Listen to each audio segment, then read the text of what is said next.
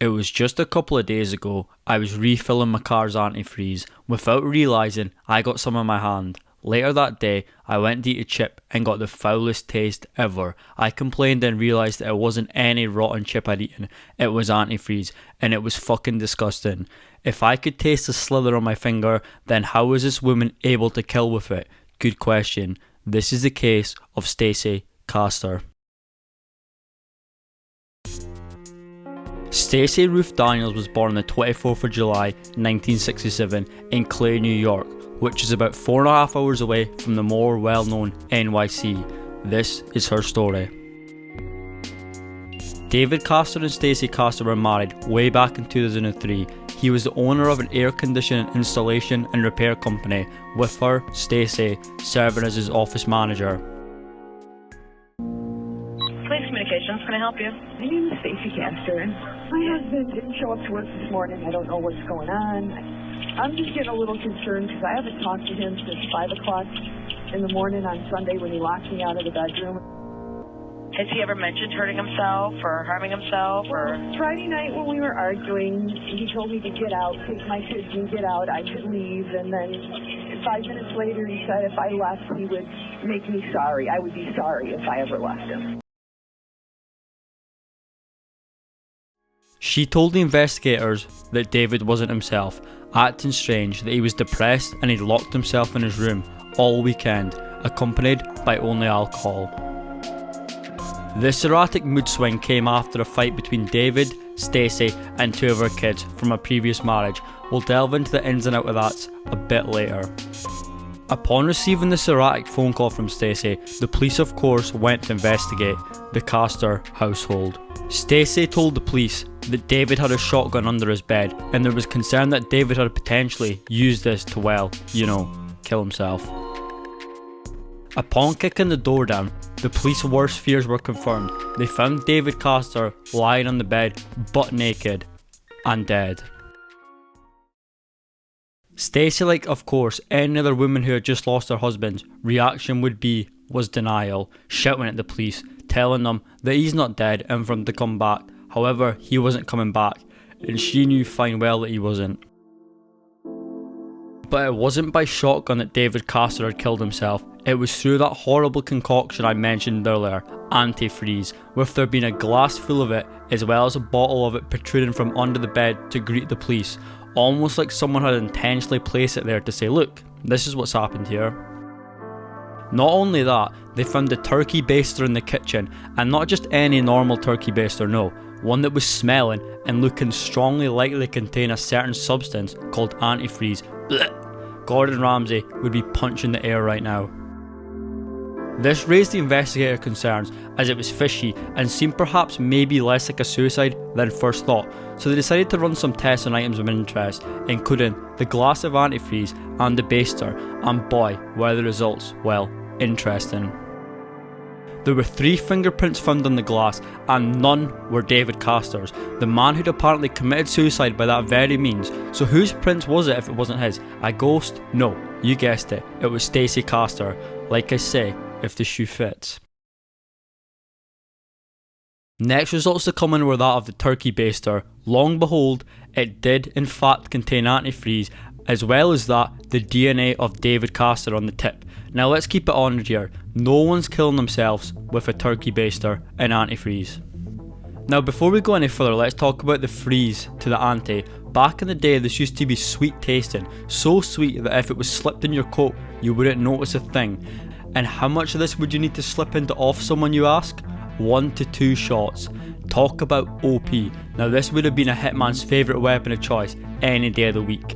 This was up until HR 2567, the Antifreeze Bittern Act of 2005, which saw companies change up the all too delicious taste of antifreeze to prevent anyone from digesting it without knowing about it. That's enough for the history of antifreeze, back to the case.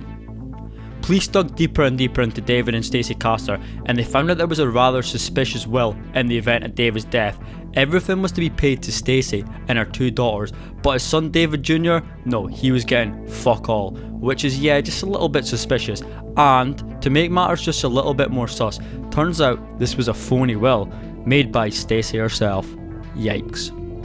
Now, as you may recall, Stacey had 2 kids in her previous relationship with another man. They're curious and want to ask him about whether he feels she could do something as heinous as kill her husband. One slight problem, he's already dead and buried beside his replacement, literally in the same fucking graveyard. Stacey met Michael Wallace when she was just 17, way back in 1985. The couple married and had their first daughter Ashley in 1988, followed by a second in 1991 called Bree. She worked as an ambulance dispatcher and he was a mechanic. They worked opposite shifts. He would work mornings and she would work 3 to 11, meaning there was barely any time for them all to be together. Michael had affairs before and after they were married. The relationship was strained and she wanted a divorce, she told her friends.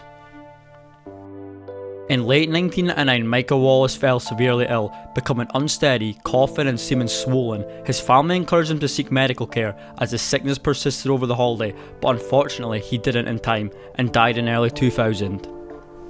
Their oldest daughter Ashley was just 11 at the time and had been alone with him at the time of death, blaming herself for her father's death, noticing his ill appearance that day but not acting upon her concerns. The official cause of death was ruled as a heart attack, which his sister was very sceptical of. She requested an autopsy to dig a little deeper, but Castor refused. Given she was his wife, she had the power to do so. Police investigation would show that Michael had 0 previous health issues, with the exception of a hernia, before his death. A bit suspicious just to die of a heart attack out of the blue.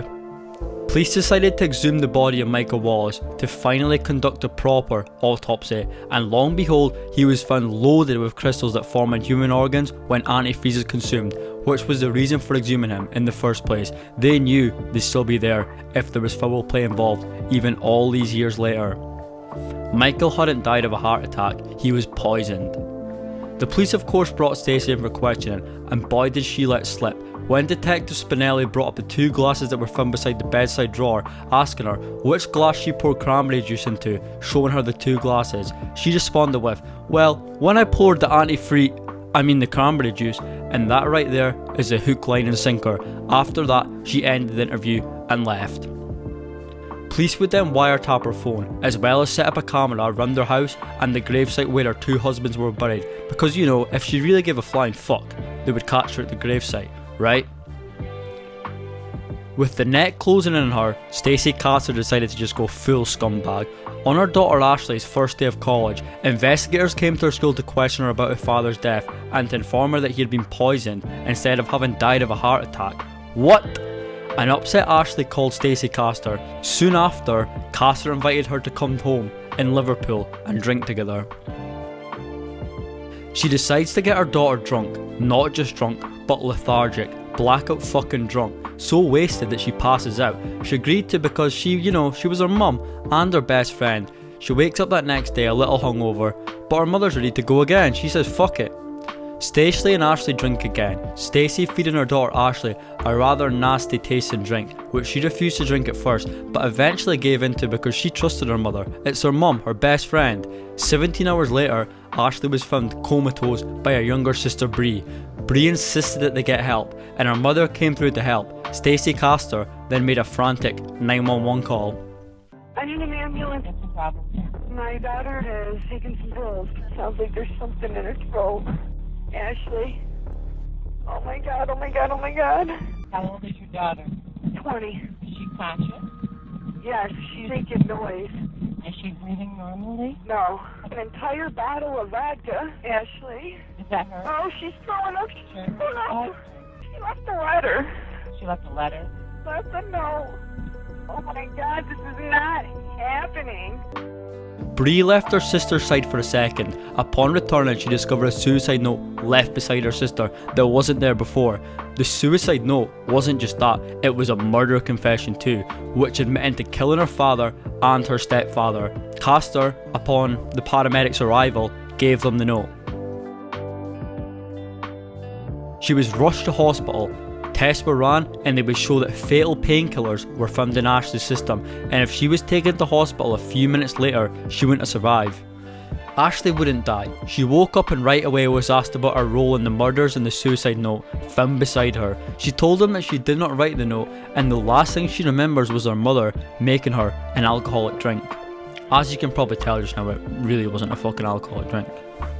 In 2007, Stacey Castor was arrested for second-degree murder in David's death and for attempting to murder Ashley and frame her for the murders of David and Wallace. The murder of her first husband was not added onto the sentencing for some strange reason.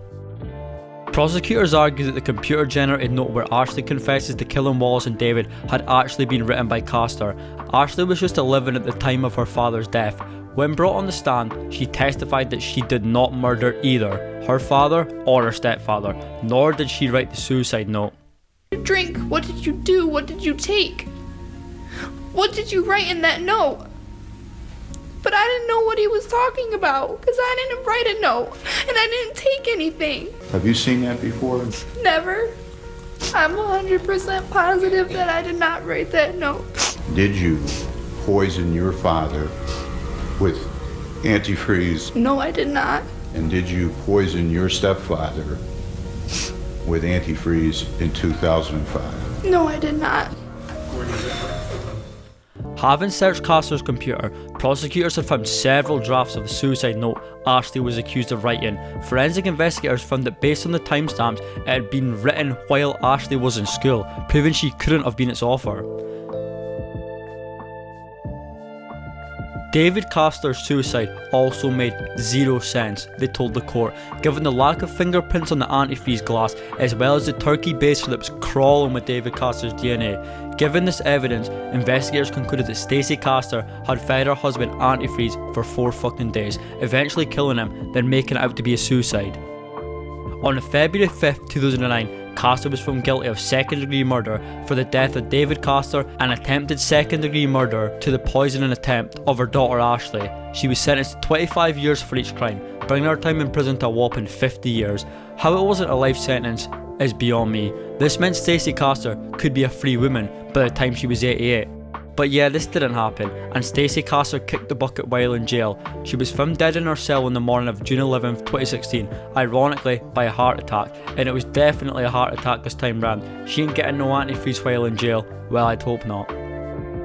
That's the case of Stacey Castor, aka the Black Widow. If you liked, please drop a like. It helps me more than you'll know, and maybe even a sub if you're feeling extra generous. I upload every week. Take care. I'll see you in the next one.